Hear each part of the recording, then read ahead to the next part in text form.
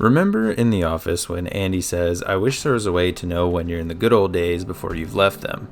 Going back to Battlefield 1 immediately clubbed me in the face with that quote before melee shoveling me in the back. But before we get started, I do ask that if you enjoyed today's video, then do give it a like. If you want more, then be sure to subscribe and share the channel by bayonet charging the person nearest you. I took a bit of a break from Battlefield 5 this past week before the recent update to go back to BF1. The differences are astounding. The way the environments, maps, and game modes are set up really brings home the truly desperate and world-ending feel of the First World War. Battlefield 1 is and was one of the most aesthetically pleasing games of all time. The sound design, the art style, and the visuals are all very impressive and were mind-blowing when the game was shown off for the first time.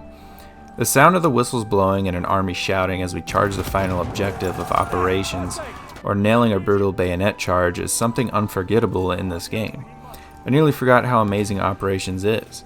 The cinematic clips that play and give the perspective of a frontline soldier is a one-of-a-kind experience and really places you in the heart of the war. It also gives you perspective on why particular factions are fighting, where they're fighting, and even why a particular faction is on the attack or defense, as well as the stakes involved. A British officer talking about the ease with which they will conquer the Ottomans, or the Ottoman soldier intensely telling you how he must defend his lands from oil-hungry beasts, puts the war in perspective. That drop of water in an ocean feeling really immerses you in the fighting and gives you a reason to want to capture or defend that objective outside of the obligatory PTFO. It makes the war feel more personal than a generic officer shouting at you or white text on a black screen. It drives home a much more human element.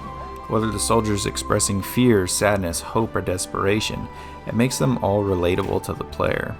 That combined with the linearity of Rush and the encapsulating all-out war feeling of Conquest makes Operations in BF1 one of the best experiences still out there in an FPS game.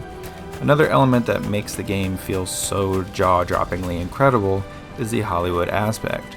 It does not play accurate to World War I at all, and if you want that experience, then Verdun and Tannenberg are perfect games for you. But the cinematic weather, crashing behemoths, and apocalyptic maps immerse you in a special kind of way. Nothing is too over the top like a cheesy Call of Duty set piece, but you can suspend your belief just enough to be totally immersed in the Great War. But what do you guys think? What made BF1 so great for you? Or did you hate it? Let me know in the comments, and I will see you guys in the next video.